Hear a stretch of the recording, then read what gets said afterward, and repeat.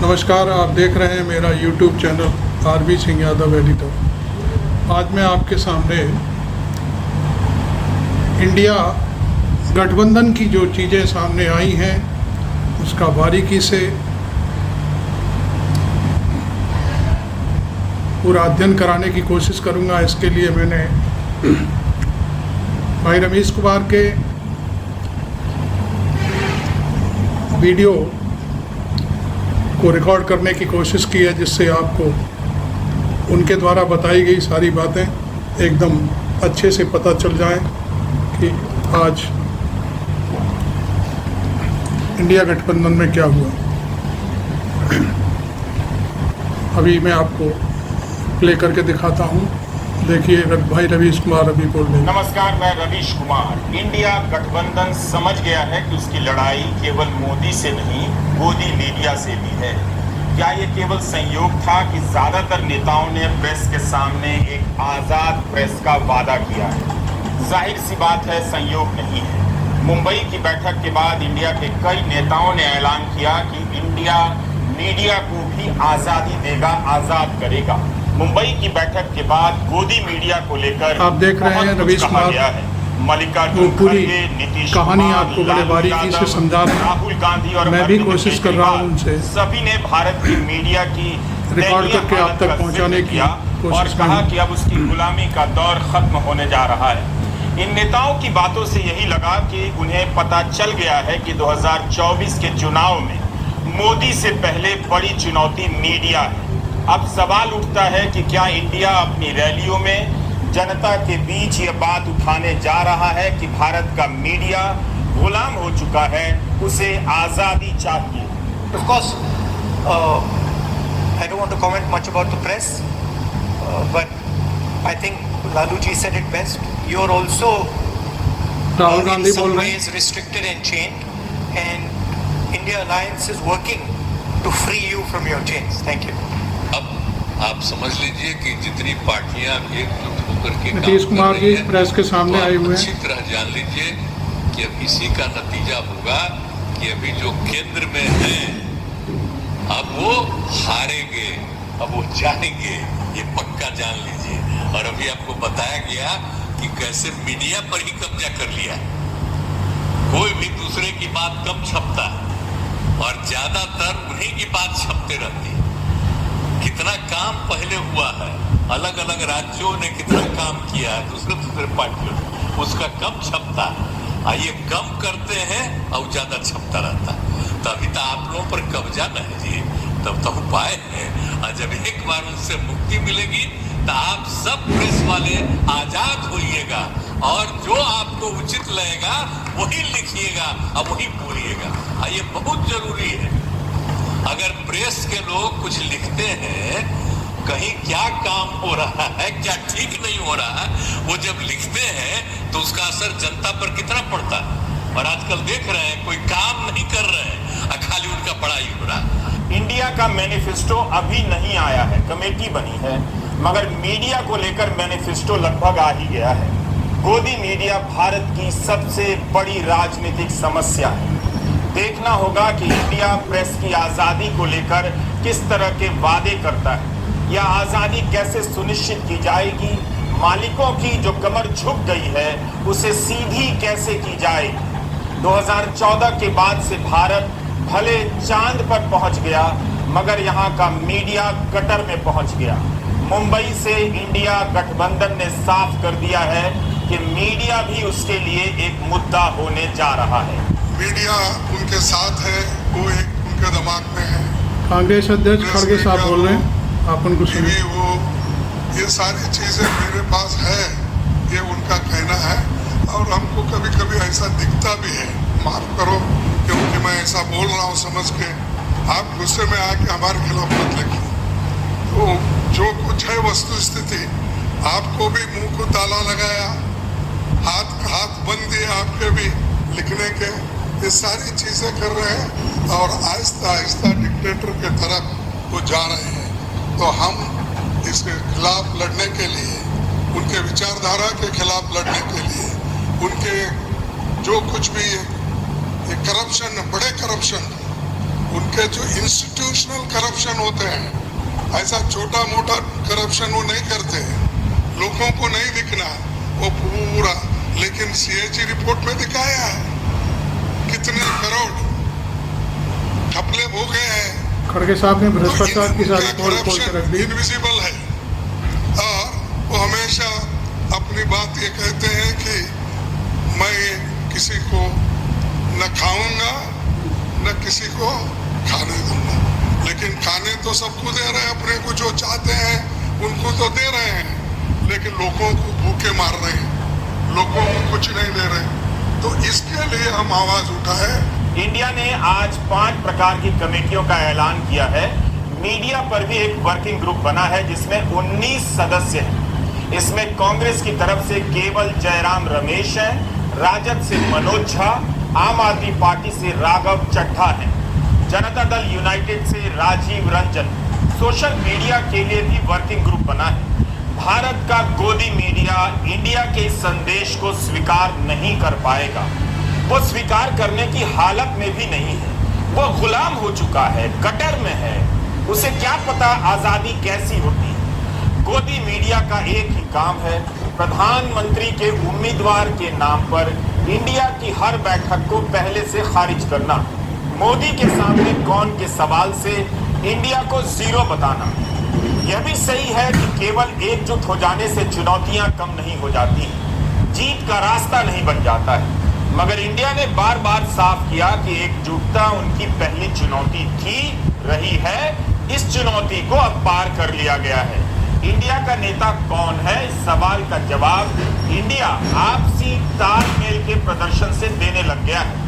हार जीत का फैसला अभी नहीं हुआ है, मगर इंडिया के सभी दलों के बीच एक पहचान बनती हुई देखी जा सकती है। कोई अपनी अपनी पहचान के लिए होड़ नहीं कर रहा है। सब अपने गठबंधन इंडिया को आगे कर रहे हैं। पटना के बाद, बल्कि पटना से कहीं उत्तर इंडिया ने मुंबई में गठबंधन के प्रति वफादारी और प्रतिबद्धता का प्रदर्शन किया है। यहाँ तक कि इनके बीच संदेह से देखे जा रहे शरद पवार को लेकर भी किसी ने तंज नहीं किया, उनका मजाक नहीं उड़ाया, बल्कि सबने उनके प्रति सम्मान जाहिर किया, उन्हें स्वीकार किया।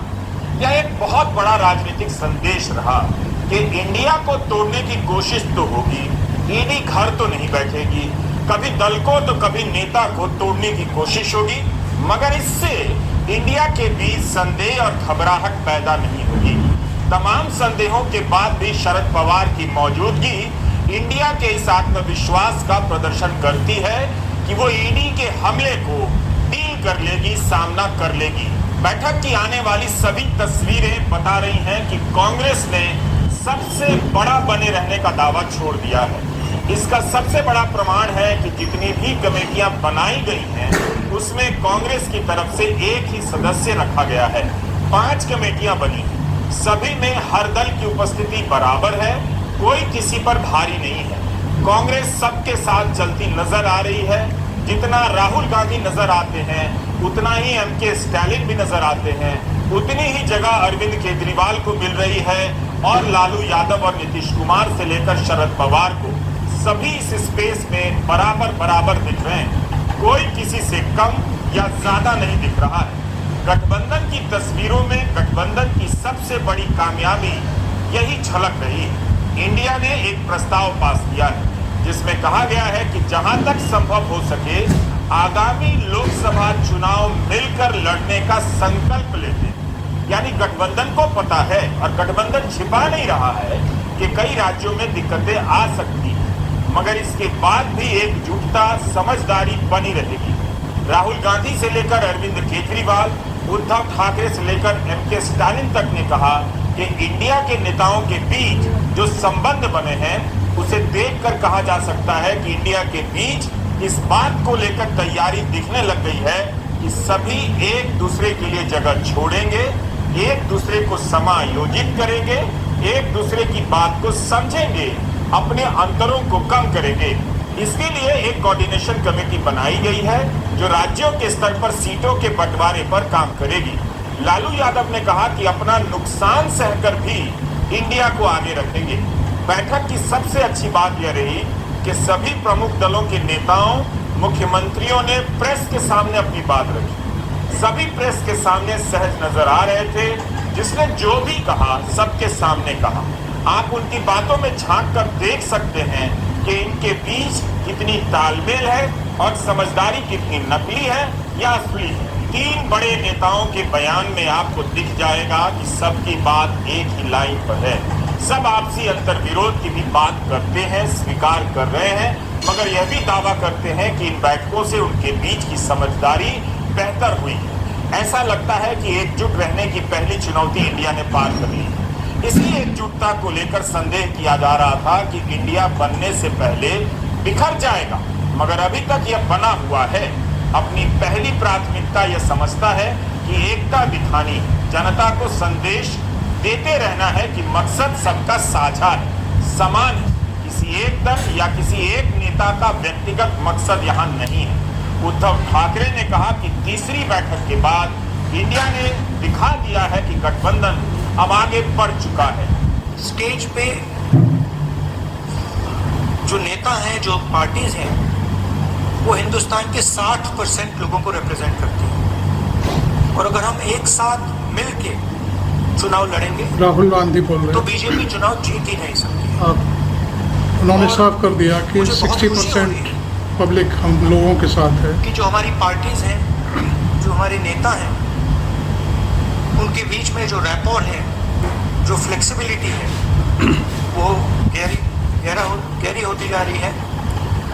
और मुझे लगता है कि इंडिया अलायंस बीजेपी को चुनाव में आसानी से हरा देगा। मुझे बेहद खुशी है कि इंडिया अलायंस में सब लोग आपस में जुड़ रहे हैं। एक चीज़ मैं देख रहा हूँ, बहुत बड़ी बड़ी ताकतें, अब सबको लगने लगा है कि ये इंडिया अलायंस मोदी सरकार के आने वाले समय में मोदी सरकार के पतन का कारण बनने वाला है।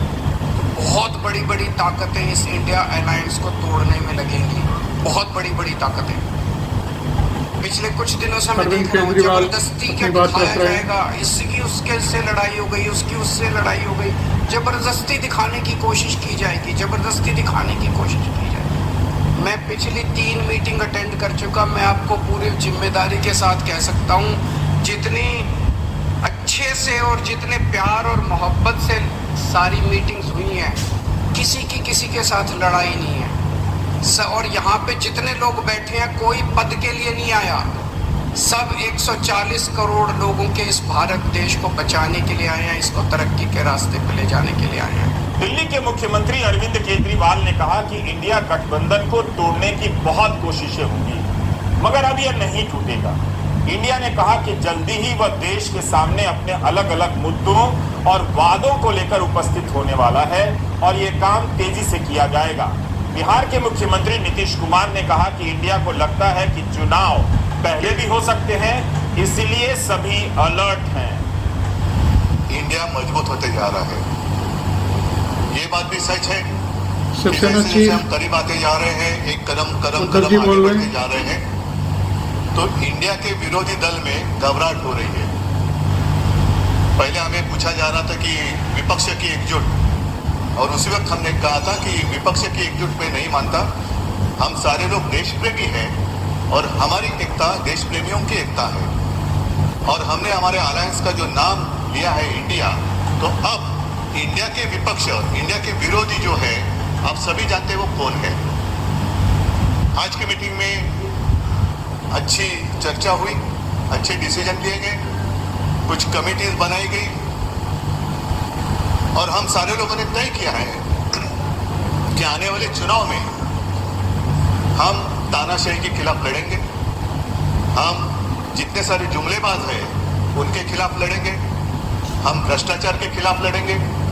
और एक बात मैं जरूर बताना चाहता हूं कि हम मित्र परिवारवाद के खिलाफ भी जरूर लड़ेंगे। और वो इसलिए कि मैंने बंगलोर में कहा था कि भारत मेरा परिवार है, हम सब भारतीय हैं, तो सारा भारत मेरा परिवार है। परिवारवाद की अगर बात करें तो भारत परिवार छोड़कर इलेक्शन चुनाव के दरमियान एक नारा होता है, मैंने भी सुना था उस वक्त, सबका साथ सबका विकास। चुनाव जीतने के बाद जितने भी जिन लोगों ने साथ दिया सबको लाख और अपने मित्रों का विकास, ये मित्र परिवारवाद अब हम चलने नहीं देंगे और ये लड़ाई दिन ब दिन तेज होती जाएगी। पूरी जनता जो गरीब है, एक डर है, मन में डर है, क्या होगा, अब सेशन होने जा रहा है, क्यों बुलाया है, क्या होगा, आधी रात कुछ एक घोषणा हो जाती है, आज से ये बंद, आज से ये चालू। तो ये जो डर है, सब लोगों को हम एक विश्वास दिलाना चाहते हैं कि डरिए मत, भय मुक्त भारत के लिए हम सारे लोग इकट्ठा आए हैं। इस बैठक के बाद कई नेताओं ने इस बात की आलोचना की कि संसद का विशेष सत्र बुलाया गया, इसके बारे में विपक्षी दलों से कोई जानकारी नहीं ली गई, कोई राय नहीं ली गई, देश को अंधेरे में रखा गया। अब अटकलें चल रही है कि क्या होगा, किस लिए बुलाया जा रहा है, एक तरह का भय का माहौल बनाया गया है। और राहुल गांधी जी को भी हम काफ़ी मजबूती के साथ विश्वास हम लोग दिलाते हैं कि हम सब एकजुट हो करके सभी लोगों को अकोमोडेट करके आगे सीट शेयरिंग अब शुरू होगा, सीट शेयरिंग, और सीट शेयरिंग में हम लोग सब लोग सफल होंगे, कोई दिक्कत कठिनाई नहीं होगी, कहीं कोई हर्डल नहीं होगा। अपना कुछ नुकसान करके भी हम लोग इंडिया को, ये संघ है, हम लोग जिताएंगे और मोदी को हटाएंगे और देश को बचाएंगे। देश के इतिहास को ही बदलना चाहते हैं तो हम लोग सब मिल करके देश के इतिहास को नहीं बदलने देंगे और सब मिल करके जो अपना देश है वो पूरा मजबूती के साथ होगा और समाज के हर तबके का उत्थान होगा और किसी की उपेक्षा नहीं होगी। लालू जी के बाद फिर नीतीश कुमार सामने आए। जानते भी हैं, बहुत कोशिश चलते रहते हैं हिंदू मुस्लिम कुछ इधर उधर हो जाए, लेकिन सबको एकजुट होकर के ना जी, देश तो सबका है ना, तो सब एकजुट होकर के, तो सब मिल करके और सारा अच्छा काम कर रहे हैं, तो सबको लेकर के आगे बढ़ाना है। और तो इसीलिए जरूरी है कि अब सब लोग, अब अच्छा हो गया है, सब लोगों को अपना अपना अधिकार था, तो लेकिन अब इतना ज़्यादा हम कोशिश करते रहे, बहुत कहते रहे इधर मिल जाइए, तो बात समझते समझते हो गया। अब तो हम यही चाहते हैं कि अब तेजी से काम हो, तो आज ही तय कर लिया है लोगों ने कि अब तेजी से हम लोग अभी से शुरू कर देंगे। अब कोई ठिकाना नहीं है, चुनाव समय के पहले भी हो सकता है, कोई ठीक नहीं है, इसलिए हम लोगों को भी तो अलर्ट रहना पड़ेगा। इसलिए हम लोग सब इंटरनल बात पूरा कर लिए। यही मैं भी 55 साल से पॉलिटिक्स में हूँ और 52 साल से एमएलए, एमपी, राज्यसभा का मेंबर हूँ। मैं ऐसा नहीं देखा, कोई ऐसा चीफ मिनिस्टर किया नहीं ऐसा। लेकिन आज मोदी सडनली और एक बात की कि बिजनेस एडवाइजरी कमेटी को नहीं पूछे, अपोजिशन लीडर को भी नहीं बुलाए, किसी को बुलाए बगैर वो पार्लियामेंट का डेट देकर स्पेशल सेशन बुला रहे हैं। अरे स्पेशल सेशन मणिपुर चल रहा था तो आपने नहीं बुलाया, कोविड के वक्त नहीं बुलाया, जब अब चाइना अपनी जमीन हड़प कर ले रही है, कब्जा कर ली है, उसके लिए नहीं बुलाया। खड़गे जी फिर आ गए, लोग तंग और तबाह, और उन्होंने पर्दा खोलना शुरू कर दिया। ये हमारा नोटबंदी के वक्त परेशान थे, माइग्रेंट वर्कर परेशान, उस वक्त नहीं बुलाया। जब मुल्क अपने मुश्किल में रहता उस वक्त उन्होंने कभी नहीं बुलाया। अब क्यों बुलाए मुझे मालूम नहीं, आज का एजेंडा क्या है उनका मालूम नहीं। तो ये देश चलाने की रीत नहीं है, ये आहिस्ता आहिस्ता डिक्टेटरशिप की तरफ जा रहे हैं। कई नेताओं के भाषणों में एक बात अब प्रमुखता से नजर आने लगी है, तानाशाही। विपक्ष के नेता अब खुलकर मोदी सरकार के लिए डिक्टेटरशिप और तानाशाही का इस्तेमाल करने लगे। इस शब्द का अभी तक बच के बचा के इस्तेमाल हो रहा था, अब साफ साफ होने लगा है। इंडिया का नारा है, जुड़ेगा भारत, जीतेगा इंडिया। जीतने की बात तो अभी बहुत दूर है, मगर जहां तक जुड़ने की बात है, इस गठबंधन ने अभी तक यही दिखाया है कि वह एक होने की कसौटी पर लगातार खरा उतरते जा रहा है। नमस्कार, मैं रवीश कुमार। आप देख रहे थे रवीश कुमार